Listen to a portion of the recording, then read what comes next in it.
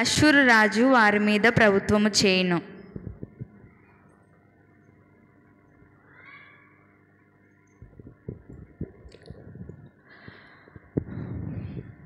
మంచిది. ఒక చిన్న పాట పాడుకొని మన వాక్య భాగంలోనికి వెళ్దాము.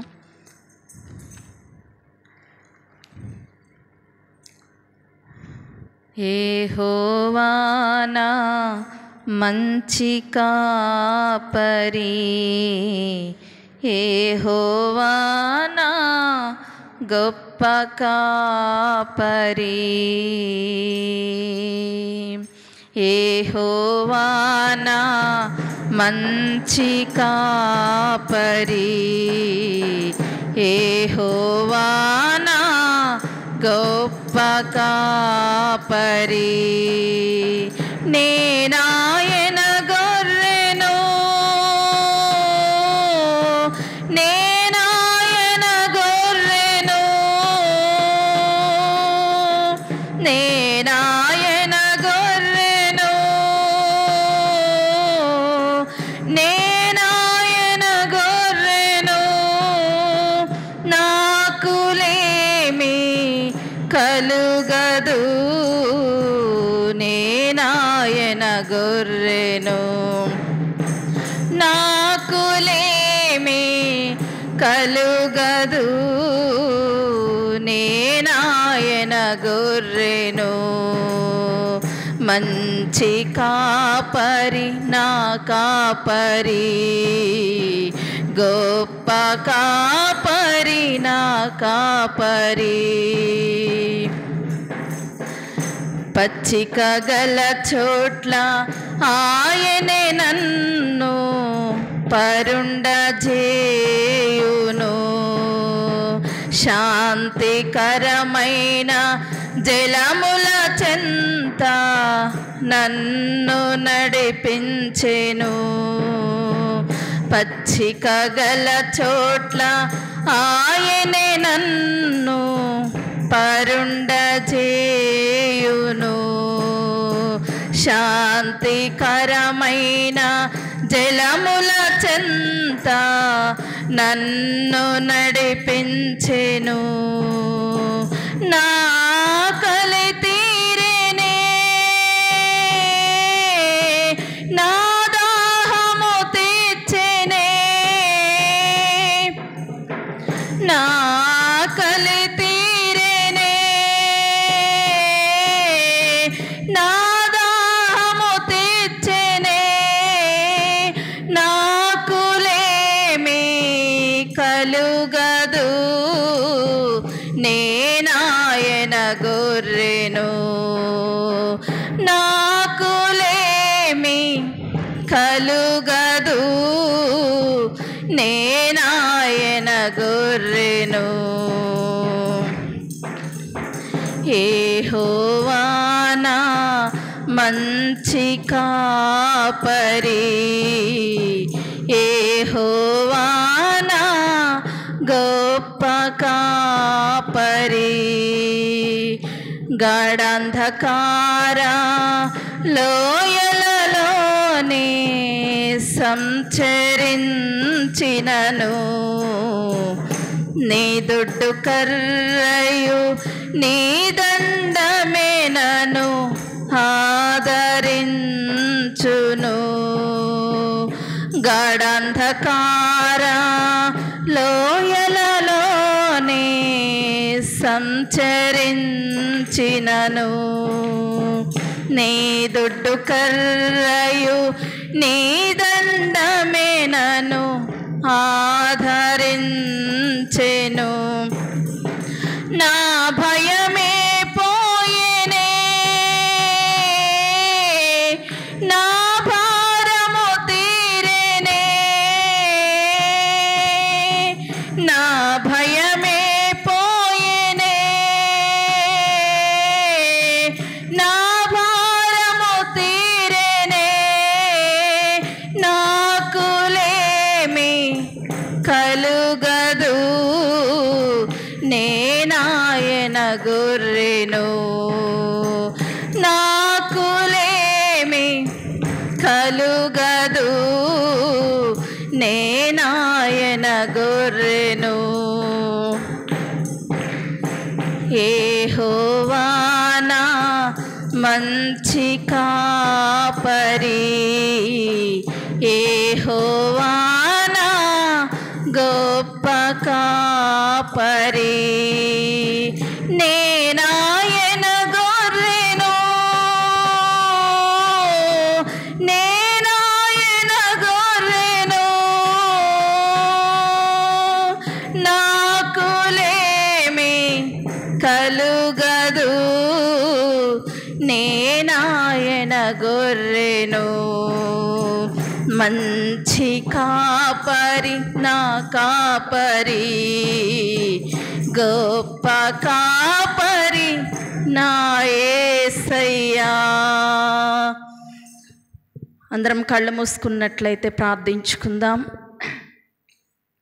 మహాపరిశుద్ధుడా, పరిశుద్ధుడా, పరిశుద్ధుడా, కృపగలిగిన తండ్రి, దయగలిగిన దేవ, మహోన్నతుడా, సర్వోన్నతుడా, నీ ఘనమైన నామమును బట్టి స్తుతులు స్తోత్రాలు చెల్లిస్తూ ఉన్నాం ప్రభా. ఇంతవరకు పాటల ద్వారా, ఆరాధన ద్వారా నీ నామాన్ని ఘనపరుచుకున్నావు. అందును బట్టి వందనాలు తండ్రి, స్తోత్రాలు.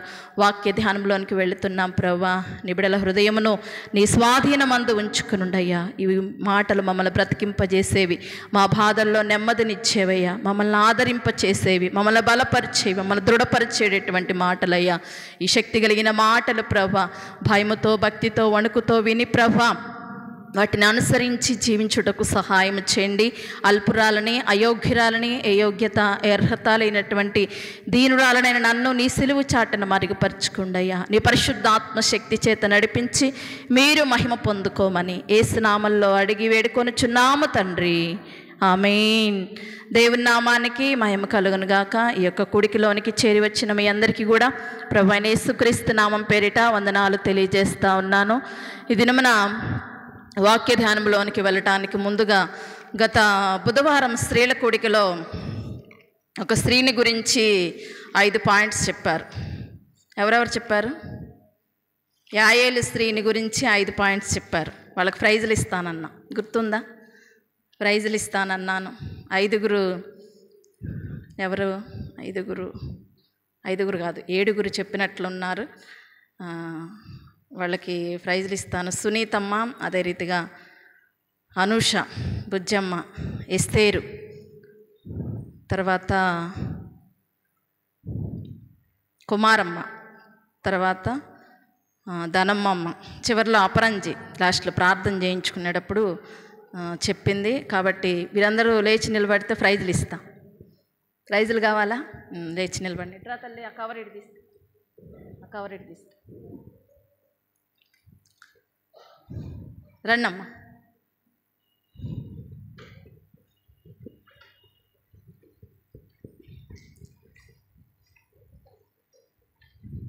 రండి. వద్దా? ప్రైజ్ వద్దా?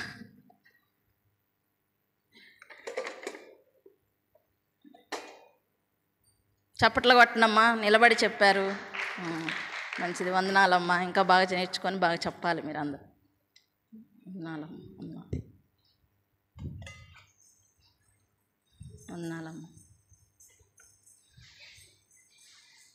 వందనాలమ్మా.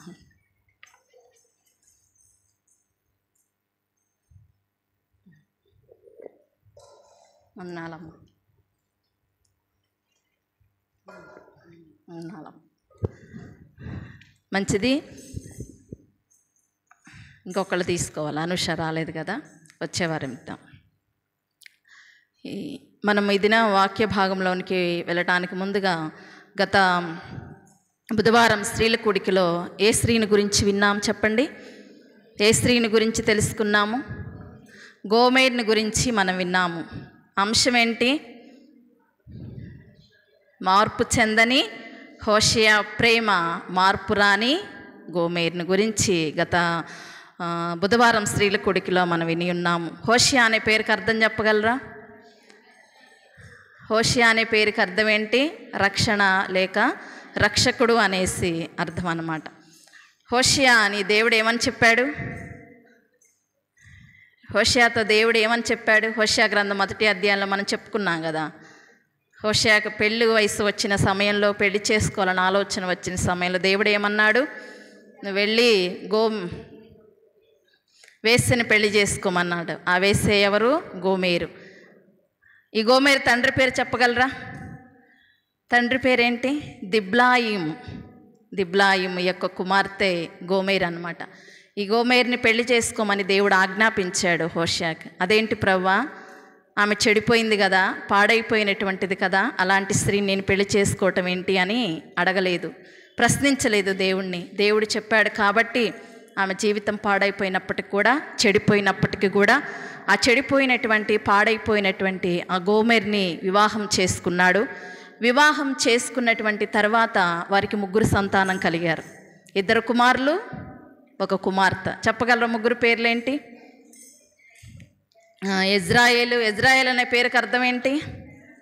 చెదరగొట్టబడటం. తర్వాత లోరుహామ రెండవది, ఆ పేరుకి అర్థం ఏంటి? జాలి నొందనేది. మూడవది లో అమ్మి, నా జనము కాదు అని అనేసి అర్థం. 3 సంతానం దేవుడిచ్చాడు. ఈ 3 సంతానం కలిగిన తర్వాత అసలు అర్హత లేదు ఆమెకి చేసుకోవడానికి ఒక ప్రవక్తని. అర్హత లేని ఆమెని ప్రవక్త వివాహం చేసుకున్నాడు. ఏ యోగ్యత లేదు, పాడైపోయింది, చెడిపోయింది. అయినప్పటికీ కూడా ప్రవక్త ఆమెను వివాహం చేసుకున్నాడు. చేసుకున్నటువంటి అతనికి ఆమె ఎంతో నమ్మకంగా ఉండాలి, నమ్మకంగా జీవించాలి. కానీ కొన్నాళ్ళకి ఏమైంది? మళ్ళా భర్తని 3 బిడ్డల్ని వదిలిపెట్టేసి మరలా అదే వేశ్యావృత్తిలోనికి వెళ్ళిపోయింది గోమేరు కదా. అదే వేశ్యావృత్తిలోనికి వెళ్ళిపోయింది. మరలా దేవుడేమన్నాడు? వెళ్ళి మరలా నీ భార్యను తెచ్చుకో అన్నాడు. అదేంటి ప్రభా, ఒకసారి పాడైపోయినా చెడిపోయినా నువ్వు చెప్పావు కాబట్టి చేసుకున్నాను, మరలా నాకు నమ్మక ద్రోహం చేసి నన్ను గాయపరిచి వెళ్ళిపోయింది, మరలా నేను ఎలా తెచ్చుకోను అని అన్నాడా? అనలేదు. దేవుడు చెప్పాడు కాబట్టి మరలా వెళ్ళి ఆమెను తెచ్చుకున్నాడు. ఎలా తెచ్చుకున్నాడు? మరలా కొంత వెల చెల్లించి ఆమెను తెచ్చుకున్నట్లుగా మనం 2వ అధ్యాయంలో చూడగలం. కొంత వెల చెల్లించి గోమేరుని మరలా తెచ్చుకున్నట్లుగా మనం చూస్తాం. హోషేయ ఎవరికి సాదృశ్యంగా ఉన్నాడు? యేసయ్యకి సాదృశ్యంగా ఉన్నాడు. గోమేరు ఎవరికి సాదృశ్యంగా ఉన్నది? ఆనాడు ఇశ్రాయేలు ప్రజలకి, ఈనాడు మనకిని సాదృశ్యంగా ఉన్నది అనే సత్యాన్ని దేవుడు మనకి తెలియపరుస్తున్నాడు. అంతే, నువ్వెంత పాడైపోయినా, ఎంత చెడిపోయినా దేవుడు కోరుకుంటున్నాడు, దేవుడు ఇష్టపడుతున్నాడు. కాబట్టి దేవుడు నువ్వు ఆయన దగ్గరికి రావాలనేసి దేవుడు ఆశపడతా ఉన్నాడు. పతనమైపోయిన స్థితిలో ఉన్నా, చెడిపోయిన స్థితిలో ఉన్నా, పాడైపోయిన స్థితిలో ఉన్నా, ఎలాంటి స్థితిలో ఉన్నా దేవుడు కోరుకుంటున్నాడు అనే సత్యాన్ని దేవుడు తెలియపరుస్తున్నాడు. కాబట్టి మన జీవితాలు కట్టబడాలి అంటే దేవుని యొద్దకు రావాలి. దేవుని యొద్దకు వచ్చినప్పుడు మన జీవితము కట్టబడుతుంది, మన బ్రతుకు మార్చబడుతుంది అనే విషయాన్ని పరిశుద్ధాత్మ దేవుడు గత బుధవారం స్త్రీల కూడికిలో మనకి తెలియపరిచాడు. ఈరోజు ఏం చెప్తానన్నాను? పాయింట్స్ చెప్తానన్నా. మొత్తం 10 పాయింట్స్ సిద్ధపరిచానన్నమాట. 10 పాయింట్స్ సిద్ధపరిచాను. ఈ 10 పాయింట్స్ మొత్తం సమయం ఉంటే మొత్తం చెప్పుకుందాం, లేకపోతే కొన్ని చెప్పుకుందాం, మిగతాయి వచ్చే సోమవారం నుంచి మనకి అడ్వెంట్ సీజన్ ప్రారంభమైంది. అయినప్పటికీ కూడా పిల్లలది ఇంకా స్టార్ట్ అవ్వదు కాబట్టి బుధవారం స్త్రీల కూడిక ఉండిద్ది. వచ్చే బుధవారం కూడా గమనించండి. తర్వాత తిరిగి వస్తే మనకు కలిగేటటువంటి ప్రయోజనం ఏంటి? మన తప్పును మనం తెలుసుకొని మనము దేవుని యొద్దకు వస్తే దేవుడు మన పట్ల ఎలాంటి ప్రణాళికలు కలిగి ఉన్నాడు, దేవుడు మన జీవితాన్ని ఎలా కడతాడో అనేటటువంటి విషయాన్ని మనం ఈ దినమునకై చదువుకున్నటువంటి లేఖన భాగము హోషేయ గ్రంథము 11వ అధ్యాయము మనము 1 నుండి 4 వచనాలు చదవగా మనం విని ఉన్నాము. అక్కడ రాయబడి ఉన్నది 1వ వచనంలో, ఇశ్రాయేలు బాలుడై ఉండగా నేను అతని ఎడల ప్రేమ కలిగి నా కుమారుని ఐగుప్తు దేశములో నుండి పిలిచి తిని. ఫస్ట్ పాయింట్ ఏంటంటే పిలిచిన దేవుడు. ఫస్ట్ పాయింట్ ఏంటంటే పిలిచినటువంటి దేవుడు. ఆయనే మనల్ని వెతుక్కుంటూ వస్తున్నాడంట. మనం వెతుక్కుంటూ వెళ్ళాల, ఆయనే మనల్ని వెతుక్కుంటూ వచ్చి పిలుస్తున్నటువంటి దేవుడు, మనం ఆరాధిస్తున్నటువంటి దేవుడు. గోమేరు వేశ్యావృత్తిలో ఉంది. ఇంకిదే నా జీవితం, ఇంకిదే నా లైఫ్ అని అనేసి అనుకుంది. ఇంకిదే వేశ్యావృత్తిలో నేను కంటిన్యూ అవ్వటమే, ఇంకిదే నా జీవితము అని అనేసి ఆమె అనుకుంది. ఇంకిదే నా వృత్తి కదా అని అనేసి అనుకుంది. అలాంటి ఆమెకి ఒక మంచి వ్యక్తితో ఆమెకి సంబంధం ఏర్పడినట్లుగా మనం చూడగలం. అయితే ఇక్కడ మనం చదువుకున్నటువంటి లేఖన భాగంలో అంటున్నాడు కదా, ఐగుప్తులో నుండి నా కుమారుణ్ణి పిలిచి తిని. బాలుడై ఉన్నటువంటి సమయంలో ప్రేమ కలిగి నా కుమారుని ఐగుప్తు దేశంలో నుండి పిలిచాను అనేటటువంటి విషయాన్ని జ్ఞాపకం చేస్తూ ఉన్నాడు. ఐగుప్తు దేశంలో నుండి కుమారుణ్ణి దేవుడు పిలుస్తున్నాను అనే మాటని అక్కడ మనం చూస్తాం. ఐగుప్తు దేనికి సాదృశ్యంగా ఉన్నదంటే లోకానికి గుర్తుగా ఉన్నది, లోకానికి సాదృశ్యంగా ఉన్నది ఐగుప్తు. ఈ ఐగుప్తు దేశంలో ఇశ్రాయేలు ప్రజలు ఎన్ని సంవత్సరాలు బాధపడ్డారు? 430 సంవత్సరాలు బాధింపబడ్డారు. 430 సంవత్సరాలు కఠినమైనటువంటి దాస్యత్వపు జీవితంలోనూ వారు అనుభవించినటువంటి పరిస్థితిని మనము చూడగలం. అలాంటి స్థితిలో నుండి దేవుడు వారిని పిలుచుకున్నట్లుగా మనము చూస్తున్నాము. ఐగుప్తు లోకానికి గుర్తుగా ఉన్నది. అనగా నాడు ఇశ్రాయేలు ప్రజలు 430 సంవత్సరాలు లోకమనే ఐగుప్తు బానిసత్వంలో మగ్గిపోతూ ఉన్నారు, బాధపడతా ఉన్నారు, శ్రమ అనుభవిస్తూ ఉన్నారు. భయంకరమైనటువంటి ఆ కఠినమైనటువంటి శ్రమలో వారు పీడింపబడుతున్నటువంటి సమయంలో ప్రేమతో దేవుడు ఆ లోకములో నుండి దేవుడు వారిని పిలుస్తూ ఉన్నట్లుగా మనము చూడగలము. ప్రేమతో వారిని దేవుడు పిలుస్తున్నాను అనేటటువంటి విషయాన్ని ఇక్కడ మొదటి వచనంలో మనము చూడగలము. అంటే జిగటగల దొంగ ఊబిలో ఉన్నటువంటి ప్రజలు, గాఢాంధకారములో ఉన్నటువంటి ప్రజలు, దేవుణ్ణి విడిచిపెట్టి తిరుగుతున్నటువంటి ప్రజల్ని దేవుడు పిలుస్తూ ఉన్నట్లుగా మనము చూడగలము. ఆనాడు గోమెరు ఎలాగ ఆమె జీవితము పాడైపోయినటువంటి స్థితిలో ఉన్నదో, గోమెరు యొక్క జీవితము ఎలాగ పతనమైపోయినటువంటి స్థితిలో ఉన్నదో, ఎలాగ చెడిపోయినటువంటి భ్రష్టత్వంలో ఉన్నటువంటి స్త్రీగా ఉన్నదో, ఆమె ఎలాగ ప్రేమతో హోషేయ పిలుస్తూ ఉన్నాడో అలాగా ఆమెని పిలిచి తన ప్రేమను తనకు అందించి ఆ యొక్క పాపము నుండి ఎలాగా ఆమెని విడిపించాడో మనము చూడగలము. ఆమెను ఎవరు కూడా విడిపించడానికి సిద్ధపడరు. అలాంటి స్త్రీని ఎవరు కూడా కోరుకోవడానికి ఇష్టపడరు. అలాంటి స్త్రీని ఎవరు కూడా పిలవటానికి కూడా ఇష్టపడరు. కానీ అలాంటి స్త్రీని హోషేయ పిలిచి ఆమెకి ప్రేమను అందించినట్లుగా మనము చూస్తూ ఉన్నాము. అలాగనే ఈనాడు మనము కూడా పాపం అనే లోకములో మనం జీవిస్తూ ఉన్నాము. ఈ లోకమంతా కూడా భయంకరమైన పాపము ఏలుబడి చేస్తూ ఉంది. ఈ భయంకరమైన పాపపు ఊబిలో మనం చిక్కుబడి ఉన్నాము. ఈ భయంకరమైన పాపపు ఊబిలో నుండి చిక్కుబడినటువంటి మన దగ్గరికి ఎవరు వచ్చారు? యేసయ్య వచ్చాడు. ఎలా వచ్చాడు? ప్రేమతో వచ్చాడు. తన ఇష్టపూర్వకంగా మన దగ్గరకు వచ్చాడు. అయ్యో వీరు పాడైపోయినటువంటి ప్రజలే, వీరు చెడిపోయినటువంటి ప్రజలే, వీరిని నేను ఎందుకు రక్షించాలి? మనం వచ్చే వారి నుంచి వింటాం ఆ టాపిక్స్ అన్నీ కూడా. ఆయన ఎందుకు వచ్చాడు ఈ లోకానికి అనే విషయాలు మనం వింటాం. వీరు పాడైపోయినటువంటి వారు కదా, వీరు చెడిపోయినటువంటి వారు కదా, వీరిని నేను ఎందుకు రక్షించాలి అని అనుకుంటే ఈనాడు మనం ఈ రీతిగా కూర్చోగలుగుతామా? కూర్చోలేము. కాబట్టి ఆయన ప్రేమతో మన యొద్దకు వచ్చాడు. ఆనాడు హోషేయ ఎలాగా గోమెరు దగ్గరకు వచ్చాడు, ఈనాడు నీ దగ్గరికి నా దగ్గరికి ప్రభువు వస్తున్నాడు, పిలుస్తూనే ఉన్నాడు. ఆనాడు గోమెరుని పిలిచినటువంటి దేవుడు పడి ఉన్నటువంటి స్థితిలో ఉన్నటువంటి మనల్ని నేటికి కూడా దేవుడు పిలుస్తూనే ఉన్నాడు. మనం ఏ స్థితిలో పడి ఉన్నామో, ఏ స్థితిలో చిక్కుబడి ఉన్నామో, ఆ చిక్కుబడినటువంటి స్థితిలో నుండి, ఆ పడిన స్థితిలో నుండి లెగవలేనటువంటి స్థితిలో ఉన్నామో, ఆ పడిన స్థితి దగ్గరికి దేవుడు వచ్చి మనల్ని పిలుస్తున్నాడు. రా నా దగ్గరికి అని పిలుస్తున్నాడు. ఎంత గొప్ప దేవుడు! తన ప్రేమను మనకు అందించడానికి, తన ప్రేమను మనకు చూపించడానికి ఆయన పిలుస్తూ ఉన్నటువంటి దేవుడు ఆయన. అందుకని లూకా సువార్త 10వ అధ్యాయం 30వ వచనం నుండి 36వ వచనం వరకు మనం చదివినట్లయితే, ఒక వ్యక్తి యెరూషలేము నుండి ఎక్కడికి వెళ్తున్నాడంట? యెరికో పట్టణానికి వెళ్తున్నాడంట. దొంగల చేతికి చిక్కుబడ్డాడు. దొంగల చేతిలో చిక్కాడు. ఆ దొంగలు ఏం చేశారు? తన వస్త్రాలు దోచుకున్నారు. భయంకరంగా అతన్ని గాయపరిచారు. కొన ప్రాణంతో వదిలిపెట్టేసి వెళ్ళిపోయారు ఆ దొంగలు. ఆ మార్గంలోనే ఎవరెవరు వెళ్ళారు? యాజకుడు వెళ్ళాడు, లేవీడు ఒకడు వెళ్ళాడు. కానీ వాళ్ళెవరు కూడా అతను పడి ఉన్న స్థితిని ఎవరు గుర్తించట్లా. అయ్యో కొన ప్రాణంతో పడి ఉన్నాడే, ఇతనికి సహాయం చేద్దామని ఎవరన్నా అనుకున్నారా? అనుకోవట్లా ఎవరు కూడా. అతని దగ్గరికి చూసి అక్కడ పక్కదారిగా వెళ్ళిపోతున్నారు. కానీ తన పడి ఉన్నటువంటి స్థితి దగ్గరికి ఎవరు కూడా వచ్చే సాహసం చేయటం లేదు. భయంకరంగా గాయపరిచారు అతన్ని. వస్త్రహీనుడిగా ఉన్నాడు అతను. తన బట్టలు దోచుకున్నారు. తన దగ్గర ఉన్నటువంటి బహుశా సొమ్మును కూడా తీసుకుని ఉంటారు వాళ్ళు. భయంకరంగా గాయపరిచారు. కొన ప్రాణంతో కొట్టుమిట్టాడుతున్నాడు ఆ వ్యక్తి. ఎవరన్నా సహాయం చేద్దామని ఎవరన్నా వచ్చారా? ఎవరూ రాలేదు.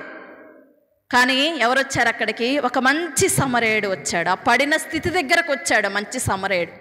అతను పడిన స్థితి దగ్గరకు వచ్చి అతనికి సహాయం చేశాడు. ఆ మంచి సమరయుడు ఎవరు? యేసయ్య. మనం ఏ స్థితిలో పడి ఉన్నామో మనం పడి ఉన్న స్థితి దగ్గరికి వచ్చి మనల్ని పిలుస్తున్నాడు యేసయ్య. పిలుచుకుంటున్నాడు ఆయన. మనకు అర్హత లేదు, యోగ్యత లేదు, అర్హత లేనటువంటి జీవితాలను పిలుచుకుంటున్నాడు దేవుడు. అర్హత లేనటువంటి వారిని ప్రేమతో తన దగ్గరికి పిలుచుకుంటున్నటువంటి దేవుడై ఉన్నాడు. కాబట్టి ఆయన ఆనాడు పడి ఉన్నటువంటి ఆ యొక్క వ్యక్తి దగ్గరికి ఎలా అయితే వచ్చాడో ఈనాడు నీ దగ్గరికి నా దగ్గరికి వచ్చి ప్రేమతో ఆయన పిలుస్తూ ఉన్నాడు. ఇవే మాటలు మనకి మార్కు సువార్త 5వ అధ్యాయంలో కూడా మనం చూసినట్లయితే, మార్కు సువార్త 5వ అధ్యాయము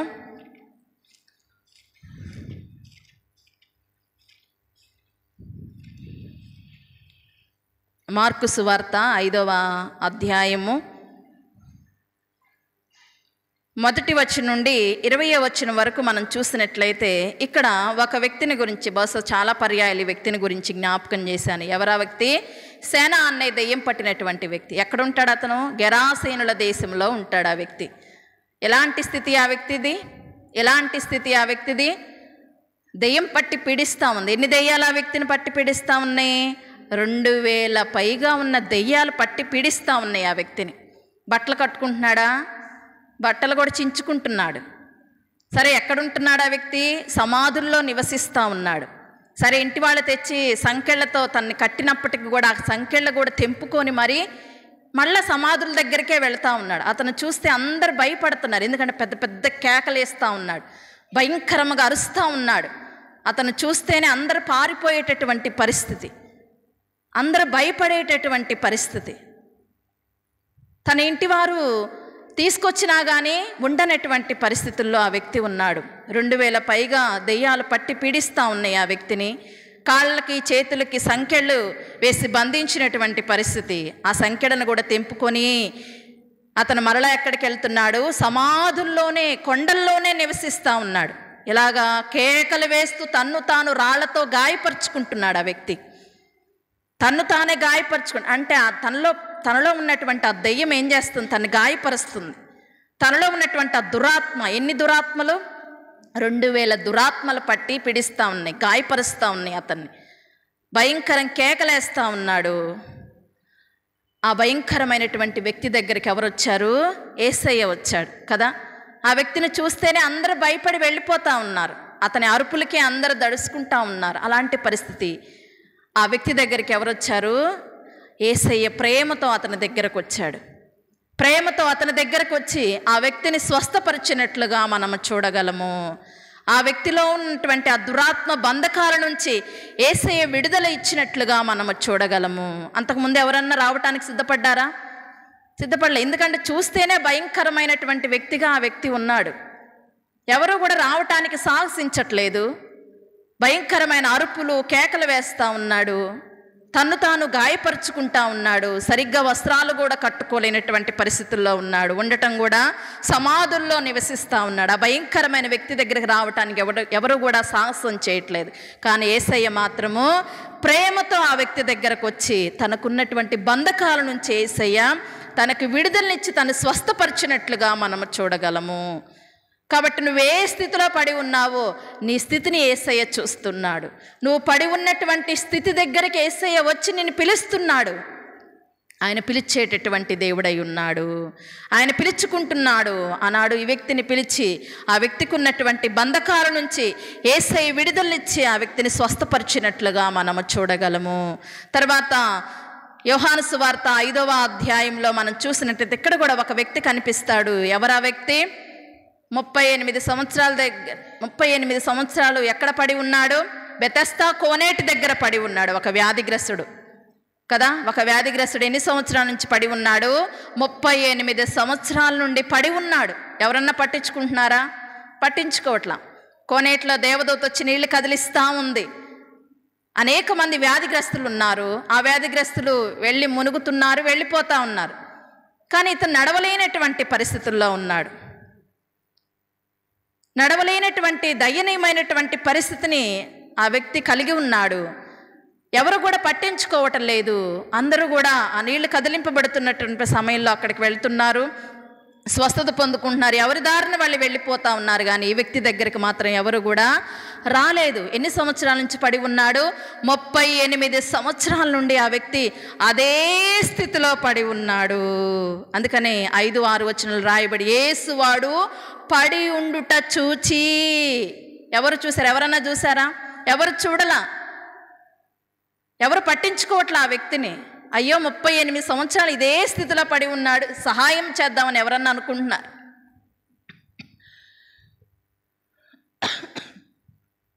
ఎవరు కూడా సహాయం చేయాలన్న ఆలోచన రాల. కానీ యేసయ్య మాత్రము తను పడి ఉన్నటువంటి ఆ స్థితి దగ్గరికి వచ్చాడు. ఆ పడిన స్థితిలో నుండి ఆ వ్యక్తిని లేవనెత్తినట్లుగా మనం చూడగలం. స్వస్థపడగోరుచున్నావా అని అన్నాడు యేసయ్య. స్వస్థపడాలని ఆశపడుతున్నావా అని అనేసి అంటే ఆ వ్యక్తి చెప్పుకుంటున్నాడు తన బాధని. అయ్యా 38 సంవత్సరాలు ఇదే స్థితిలో పడి ఉన్నా, ఎవరన్నా నాకు సహాయం చేస్తారేమో, ఎవరన్నా నా ఇందు జాలి చూపిస్తారేమో, ఎవరన్నా నాకు చెయ్యందిస్తారేమో అనేసి ఆశపడతా ఉన్నా. కానీ ఎవరు కూడా నాకు సహాయం చేసేవాళ్ళు లేరు. నడవలేనటువంటి పరిస్థితుల్లో ఉన్నా. కానీ ఒక ఆశ, నీళ్లు కదిలింపబడిన సమయంలో నేను కూడా వెళ్ళి దూకి స్వస్థత పొందుకోవాలి అని ఆశపడతా ఉన్నా. కానీ నడక రావటం లేదు, నడవలేని స్థితిలో ఉన్నాను. ఇది నా పరిస్థితి అంటే అప్పుడు యేసయ్య ఏమన్నాడు? నీవు నీ పరిపెత్తుకొని నడువుము అనగానే వెంటనే ఆ వ్యక్తి స్వస్థత పొందుకున్నట్లుగా తనకున్నటువంటి ఆ 38 సంవత్సరాల నుండి బాధింపబడుతున్నటువంటి ఆ యొక్క బంధకము నుండి, అనారోగ్య సమస్య నుంచి నడక రానటువంటి వ్యక్తి పరిగెత్తుకుంటూ అతను నడిచినట్లుగా మనము చూడగలము. అతను పడి ఉన్నటువంటి స్థితిని యేసయ్య చూసి స్వస్థపరిచాడు, బాగు చేశాడు. కాబట్టి మనం పడి ఉన్నటువంటి స్థితిని యేసయ్య చూచి పిలుస్తున్నాడు. ఆ వ్యక్తిని పిలుస్తూ ఉన్నాడు. స్వస్థపడగోరుచున్నావా అని ఎలాగైతే పిలుస్తున్నాడో యేసయ్య ఈ రాత్రికాల సమయంలో మనల్ని అందరినీ కూడా దేవుడు ఎలా పిలుస్తున్నాడు? కష్టంగా పిలవట్లేదు యేసయ్య, అయిష్టంగా పిలవట్లేదు యేసయ్య. ఇష్టపూర్వకంగా ప్రేమతో పిలుస్తున్నాడు. నా బిడ్డ నా దగ్గరకు వస్తావా అని పిలుస్తున్నాడు. మనకు అర్హత ఉందా? గోమేరు విలువలేనటువంటిది, ఆమె గోమేరు చెడిపోయినటువంటిది. ఆ గోమేరుని ఎలాగైతే హోషేయ తనని ప్రేమతో పిలిచి ఆమెను హక్కున చేర్చుకున్నాడో ఈ రాత్రికాల సమయంలో విలువలేని జీవితాలు మన జీవితాలు, అర్హత లేని జీవితాలు మన జీవితాలు అయినప్పటికీ కూడా దేవుడు ప్రేమతో మనల్ని పిలుస్తున్నాడు. పిలిచిన దేవుడు ఎలాంటి దేవుడు? నమ్మదగినటువంటి దేవుడు. కాబట్టి ఆయనకి నమ్మకంగా జీవించాలి. ఆయన పిలుచుకుంటున్నాడు మనల్ని. ఆ పిలుపుకు లోబడి మనము కూడా ఎలా ఉండాలి? నమ్మకమైన జీవితాన్ని కలిగి ఉండాలి. ఫస్ట్ది ఆయన పిలుచుకున్నటువంటి దేవుడు. రెండవదిగా మనం చూసినట్లయితే 2వ వచనంలో రాయబడి ఉన్నది కదా, 2వ వచనంలో పిలిచాడు దేవుడు. అర్హత లేకపోయినా పిలిచాడు, యోగ్యత లేకపోయినా పిలిచాడు, చెడిపోయినా పిలిచాడు, పాడైపోయినా పిలిచాడు. ఏమాత్రము కూడా హోషేయకి తగినటువంటిది కాదు. అయినప్పటికి కూడా దేవుడు ప్రేమతో పిలిచి హక్కున చేర్చుకున్నాడు. ఈనాడు మనము కూడా దేవుని ప్రేమను పొందటానికి అర్హత లేదు, అయినప్పటికి కూడా దేవుడు ప్రేమతో పిలుస్తూ ఉన్నాడు. కానీ 2వ వచనానికి వచ్చేసరికి ఏమైంది? 2వ వచనానికి వచ్చేసరికి మరలా దేవునికి దూరం అయిపోయారు. 2వ వచనంలో రాయబడింది, ప్రవక్తలను వారిని పిలిచిన బయలుదేవతలకు వారు బలులర్పించిరి, విగ్రహములకు ధూపము వేసిరి. పిలిచాడు, ప్రేమతో పిలిచాడు. అర్హత లేకపోయినా పిలిచాడు, విలువ లేకపోయినా దేవుడు పిలుచుకున్నాడు. పిలిచిన సమయంలో మరలా 2వ వచనానికి వచ్చేసరికి దూరం అయిపోయారు, మరలా దేవుని విడిచిపెట్టేశారు. ఆనాడు గోమేరు ఎలాగైతే నమ్మకంగా ఉంటూనే నమ్మక ద్రోహం చేసి ఎలాగైతే వెళ్ళిపోయిందో, అలాగ మనం కూడా మొదటిగా రక్షణ పొందినటువంటి సమయంలో దేవుని పిలుపుకు లోబడి కొంతకాలం నమ్మకంగా జీవిస్తున్నాం. మరలా ఏం చేస్తున్నాము? ఆ గోమేరు వలె మరలా లోకంలోకి వెళ్ళిపోతా ఉన్నాం. గోమేరు వలె మరలా పతనావస్థలోనికి వెళ్ళిపోతున్నాం. గోమేరు వలె మరలా ఆ చెడుతనంలోనికి వెళ్ళిపోతా ఉన్నాం. ఆనాడు ఇశ్రాయేలు యొక్క ప్రజల పరిస్థితి కూడా అలాగనే ఉంది. వారు కూడా ఏం చేస్తూ ఉన్నారు? దేవుడు పిలిచాడు ప్రేమతో, కానీ ఆ పిలుపుకు లోబడకుండా మరలా దూరమైపోయినటువంటి ప్రజలు. రెండవది దూరమైపోయినటువంటి ప్రజలు, పిలిచినా లోబడినటువంటి ప్రజలుగా ఉన్నారు.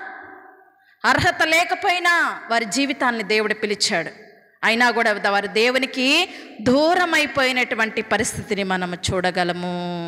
దూరమైపోయినటువంటి పరిస్థితిని 7వ వచనంలో, నన్ను విసర్జించవలనని నా జనులు తీర్మానము చేసుకొని ఉన్నారు, మహోన్నతిని తట్టు చూడవలనని ప్రవక్తలు పిలిచి నన్ను చూచుటకు ఎవడనూ యత్నము చేయడు. నన్ను దూరము చేసుకోవాలని అనుకుంటున్నారు ప్రజలు, నా నుండి దూరం అయిపోవాలనేసి అనుకుంటున్నారు. నేను పిలుస్తున్నాను కానీ నా పిలుపుకి లోబడట్లేదు, దూరమైపోతా ఉన్నారు. దూరమైపోతున్నటువంటి ప్రజలుగా ఉన్నారు అనే విషయాన్ని జ్ఞాపకం చేస్తూ ఉన్నాడు. ఇవే మాటలు మనకి ఇర్మియా గ్రంథకర్త కూడా తెలియపరుస్తున్నాడు. ఇర్మియా గ్రంథము 7వ అధ్యాయము, ఇర్మియా గ్రంథము 7వ అధ్యాయము 13వ వచనం మనం చదువుకున్నట్లయితే, నేను మీతో మాటలాడినను, పెందల కడ లేచి మీతో మాటలాడినను మీరు వినకయు, మిమ్మల్ని పిలిచినను మీరు ఉత్తరమియ్యకయు నుండిన వారై మీ క్రియలన్నిటినీ చేసి తిరిగి గనుక అంటున్నాడు. నేను మీతో మాట్లాడాలి అని అనేసి అనుకుంటున్నా కానీ మీరు నా మాట వినటం లేదు. నేను మిమ్మల్ని పిలుస్తున్నాను, మీరు నాకు ఎలాంటి రెస్పాండ్ కూడా కావటం లేదు. పిలుస్తున్నాను, మిమ్మల్ని పిలిచినను మీరు ఉత్తరం ఇయ్యకున్నారు.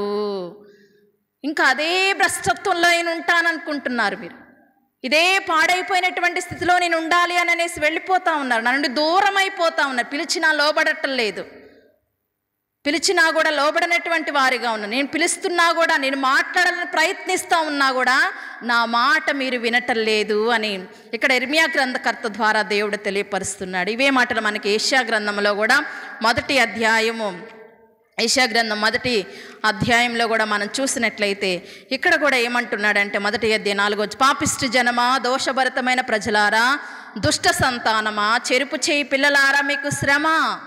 యెహోవాను విసర్జించి ఉన్నారు, పరిశుద్ధ దేవుని దూషించారు, ఆయనను విడిచి తొలగిపోయి ఉన్నారు, దేవుని నుండి దూరం అయిపోతున్నారు. దూరం అయిపోవటం ద్వారా ఏమి మనం సాధించలేము, ఏది కూడా మనం పొందుకోలేము. దూరం అయిపోవటం ద్వారా ఏది కూడా మనము మన జీవితాల్లో ఏ రీతిగా కూడా మనము అభివృద్ధిని అనేది మనం చూడలేము. డెవలప్మెంట్ అనేది మన జీవితాల్లో మనకి ఉండదు అనే సత్యాన్ని తెలియపరుస్తున్నాడు. పాపిష్టి జనమా, దోషభరితమైన ప్రజలారా, దుష్ట సంతానమా.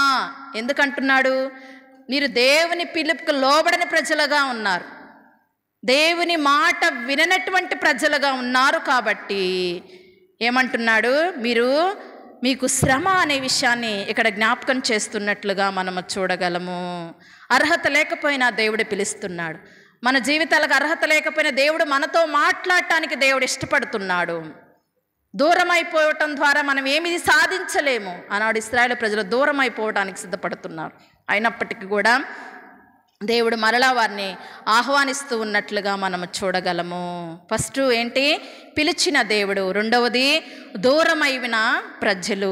దూరమైపోతున్నావేమో దేవుని నుండి, దేవుణ్ణి ధిక్కరించి వెళ్ళిపోతున్నావేమో, దేవుని మాట వినకుండా, దేవుని పిలుపుకు లోబడకుండా దూరమైపోయే ప్రయత్నం చేస్తూ ఉన్నావేమో. దూరమైపోవటం ద్వారా మనకి శ్రమే మనం చూడగలుగుతాము, కానీ ఏ రీతిగా కూడా మనం మేలు పొందుకోలేము అనే సత్యాన్ని దేవుడు తెలియపరుస్తున్నాడు. తర్వాత మనం చూసినట్లయితే హోషేయ గ్రంథము ఫస్ట్ ఏంటి చెప్పండి? పిలిచిన దేవుడు. రెండవది దూరమైన ప్రజలు. మూడవదిగా మనం చూసినట్లయితే ఇదే హోషేయ గ్రంథం 11వ అధ్యాయము మనం చూసినట్లయితే 3వ వచనం నుండి రాయబడింది, ఎఫ్రాయిమును చేయి పట్టుకొని. మూడవదేంటి? చేయి పట్టుకున్న దేవుడు. చెయ్యి ఎందుకు పట్టుకుంటారు చెప్పండి? ఎందుకు పట్టుకుంటారు చెయ్యి? పిల్లలు నడక నేర్చుకునేటటువంటి సమయంలో అంతే వదిలిపెడతారా? పిల్లల్ని వదిలిపెడతారా? వదిలిపెట్టరు కదా, ఎందుకంటే పడిపోతారేమో, జారిపోతారేమో అనేసి చెయ్యి పట్టుకొని ఒక తల్లి తండ్రి ఏం చేస్తారు? చెయ్యి పట్టుకొని నడిపిస్తారు పిల్లల్ని. అలాగనే మన పరమ తండ్రి కూడా మన చెయ్యి పట్టుకుంటున్నాడు. ఆయన మనం ఎక్కడ జారిపోతామో అని, మనం ఎక్కడ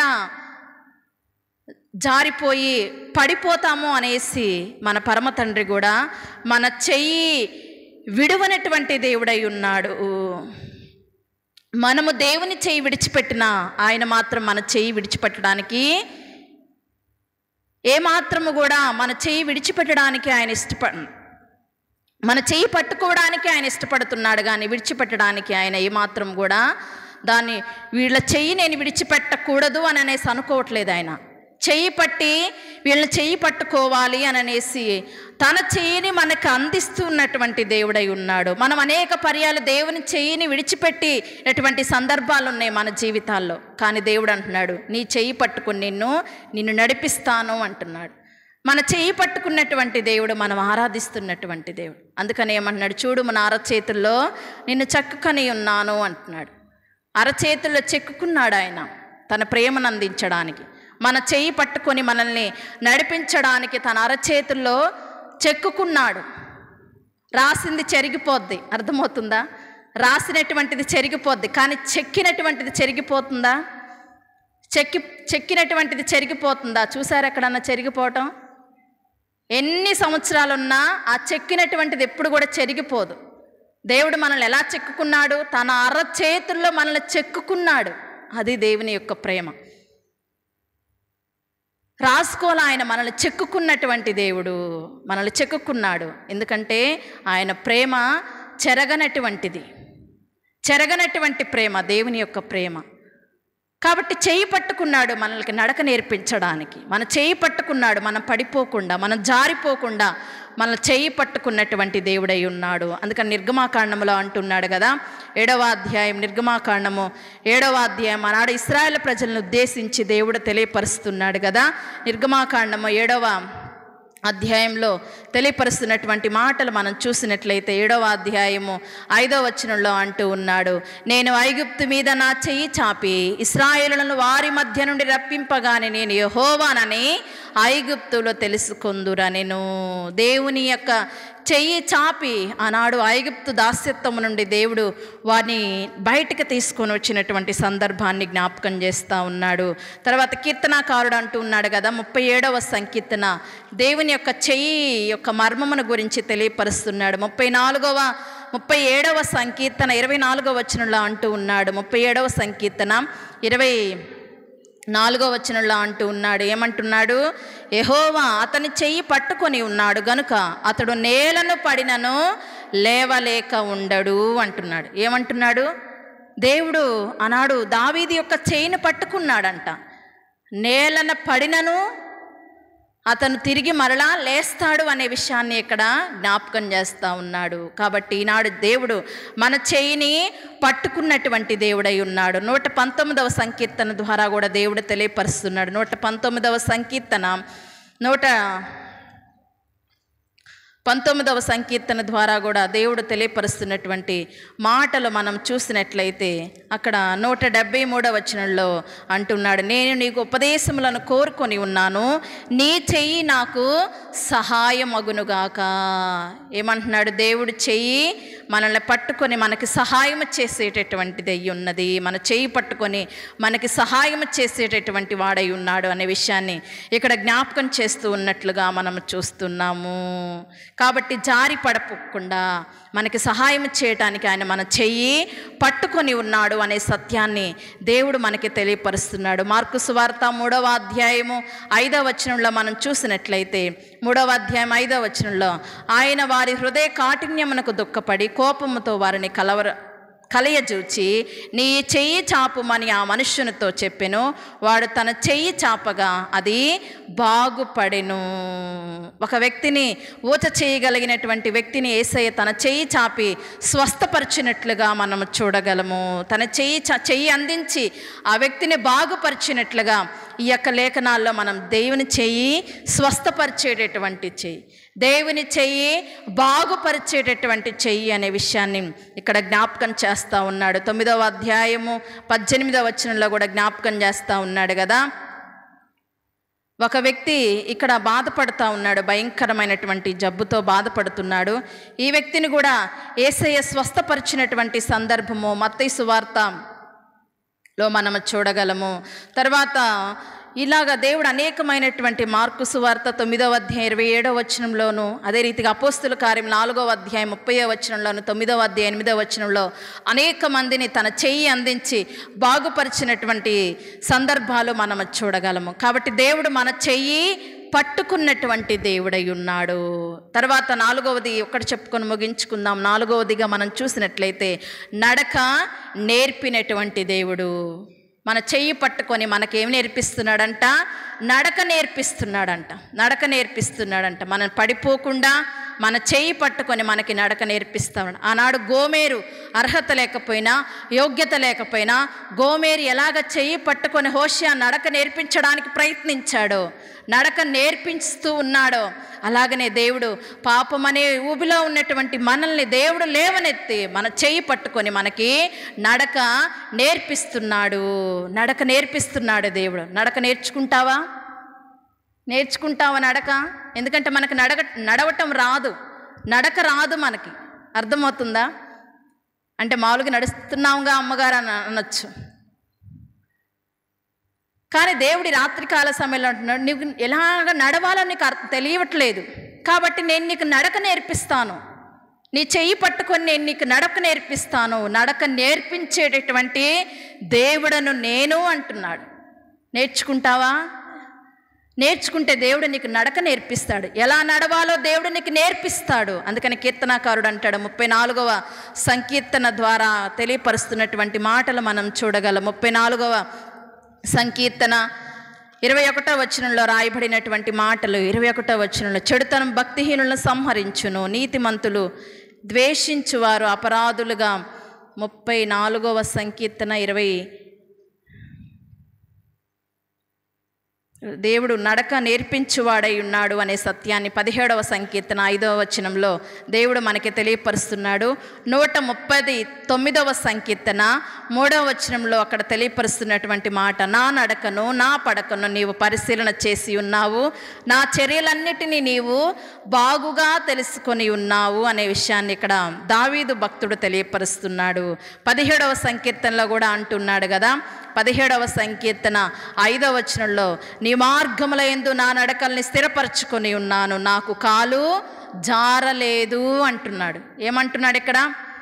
అయ్యా, నీ మార్గముల యందు నా నడకను నేను స్థిరపరచుకున్నాను అంటున్నాడు. నాకు కాలు జారిపోలేదు, ఎందుకంటే నీలో నేను స్థిరపరచబడ్డాను. కాబట్టి నువ్వు నాకు ఎలాగా నడక నేర్పిస్తా ఉన్నావో నేను అలా నడిచాను, కాబట్టి నన్ను స్థిరపరిచావు నీలో, కాబట్టి నా కాలు జారలేదు అనే విషయాన్ని జ్ఞాపకం చేస్తూ ఉన్నాడు. అపోస్తుల కార్యము 3వ అధ్యాయం 7 నుండి 10 వచనాల్లో మనం చూసినట్లయితే అక్కడ ఒక వ్యక్తికి నడక రాదు. ఎక్కడున్నాడు ఆ వ్యక్తి? శృంగారం అనే దేవాలయం యొద్ద ఉన్నాడు కదా. ఆ వ్యక్తి శృంగారం అనే దేవాలయం యొద్ద పడి ఉన్నాడు. ఆ వ్యక్తి అనేక మంది నాకు సహాయం చేస్తారు, అనేక భిక్షాటనం చేసుకునేటటువంటి వ్యక్తి. ఆ దేవాలయం ద్వారము దగ్గర ఉండి భిక్షాటనం చేసుకుంటా ఉన్నాడు. కుంటివాడైనటువంటి మనుష్యుడు. అతనికి ఏమాత్రం కూడా నడవటం రాదు, నడక రానటువంటి వ్యక్తి. ఎప్పటి నుంచి ఉన్నాడు? పుట్టినప్పటి నుండి కదా. అక్కడ అదే పుట్టినది మొదలుకొని కుంటివాడైనటువంటి ఒక మనుష్యుడు శృంగారం అనే దేవాలయం మీద పడి ఉన్నాడు. నడవటం రాదు ఆ వ్యక్తికి. భిక్షాటనం చేసుకుంటూ ఉన్నాడు. అనేక మంది సహాయమును అర్థిస్తూ ఉన్నాడు. పేతురు యోహాను కూడా వచ్చారు. వారు కూడా ఏమన్నా వెండి బంగారాలు ఏమన్నా ఇస్తారేమో, లేకపోతే ఏమన్నా ఆర్థికంగా తనకేమన్నా సహాయం చేస్తారేమో అనేసి ఆశపడతా ఉన్నాడు. కానీ వారు ఏమన్నారు? అయ్యా, వెండి బంగారములు మా యొద్ద లేవు, కానీ మాకు కలిగినదే నీకు ఇచ్చుచున్నాము, నజరేయుడైన యేసు నామమున నడువుము అని చెప్పగానే ఆ వ్యక్తి కుడి చెయ్యి పట్టుకొని అతను లేవనెత్తినట్లుగా మనం చూస్తాము, అతని స్వస్థపరిచినట్లుగా మనం చూస్తాము. నడక రానటువంటి వ్యక్తికి దేవుడు ఏమిచ్చాడు? నడకనిచ్చాడు. దేవుని నామములో ఆ వ్యక్తికి నడక నేర్పించాడు. సేవకులు నజరేయుడైన యేసు నామములో అనే మాట ద్వారా ప్రార్థించారు. ప్రార్థించడం ద్వారా నడక రానటువంటి వ్యక్తి నడక నేర్చుకున్నట్లుగా మనం చూడగలం. తన ఇంటికి వెళ్ళిపోయాడు ఆ వ్యక్తి. నడకొచ్చిన తర్వాత ఇంటికి వెళ్ళాలి. ఎక్కడికి వెళ్ళాడు? దేవాలయంలోకి వెళ్ళాలి. గంతులు వేసుకుంటూ దేవాలయంలోకి వెళ్ళి దేవుణ్ణి గణపరుస్తూ ఉన్నట్లుగా మనం చూడగలం. స్తుతించుచూ దేవాలయంలోకి వెళ్ళాడని చూస్తాం. స్తుతించుకుంటూ, గణపరుచుకుంటూ, గంతులు వేసుకుంటూ దేవాలయంలోకి వెళ్ళి దేవుని నామాన్ని మహిమపరుస్తున్నట్లుగా మనము చూడగలము. కాబట్టి నడక నేర్పించేటటువంటి దేవుడై ఉన్నాడు. నడక రాని వారికి నడవటం నేర్పించాడు. ఈనాడు మనము కూడా నడకవచ్చు, కానీ సరైన రీతిగా మన నడకలు లేవు, సరైన రీతిగా మన నడవడి లేదు. కాబట్టి దేవుడు అంటున్నాడు, నేను నడవటం నేర్పిస్తాను. ఎందుకంటే నడక నేర్పించేవాడని నేను అనే సత్యాన్ని దేవుడు మనకి తెలియపరుస్తున్నాడు. కాబట్టి మనకి నడక నేర్పించేటటువంటి దేవుడై ఉన్నాడు. నడక నేర్పించేటటువంటి దేవుడై ఉన్నాడు. 4 విషయాలు చెప్పుకున్నాము, మిగతా ఇవి వచ్చే వారం తెలియపరుచుకుందాము. చెప్పండి. ఫస్ట్ పాయింట్ ఏంటి? పిలిచినటువంటి దేవుడు. రెండవది దూరమైపోయినటువంటి ప్రజలు. మూడవది చెయ్యి పట్టుకున్నటువంటి దేవుడు. నాలుగవది నడక నేర్పించినటువంటి దేవుడు. ఇంకెన్నున్నాయి చెప్పండి? ఇంకెన్నున్నాయి? ఇంకా 6 ఉన్నాయి. వచ్చే వారం చెప్పుకుందాం. ఉదయకాల ప్రార్థనలు స్టార్ట్ అవుతాయి సోమవారం. మరలా బుధవారం రావటానికి ఒకవేళ పగలో వచ్చాములే ప్రార్థనకి, సాయంత్రం వెళ్ళకపోతే ఏం కాదులే అని అనేసి అనుకోవద్దు. అర్థమవుతుందా? కాబట్టి బుధవారం చాలా శ్రేష్టమైనటువంటి విషయాలు దేవుడు మనకి తెలియపరుస్తున్నాడు. కాబట్టి అన్నీ నేర్చుకోవాలి, దేవునిలో బలపడాలి, ఆత్మీయంగా దేవునిలో నడవాలి అనే విషయాన్ని దేవుడు మనకి తెలియపరుస్తున్నాడు. కాబట్టి దేవుడు మనకి తెలియపరిచినటువంటి ఈ 4 విషయాలు దేవుడు మనకి జ్ఞాపకం చేశాడు. కాబట్టి వీటికి అనుగుణంగా మనం దేవుని పిలుపుకి లోబడుతూ ఆయన మార్గంలో నడిపించబడదాం. అట్టి కృప పరిశుద్ధ ఆత్మ దేవుడు మనందరికీ దయచేయునుగాక. ఆమేన్. ఈ సమయంలో కానుకలు సమర్పించుకుందాం.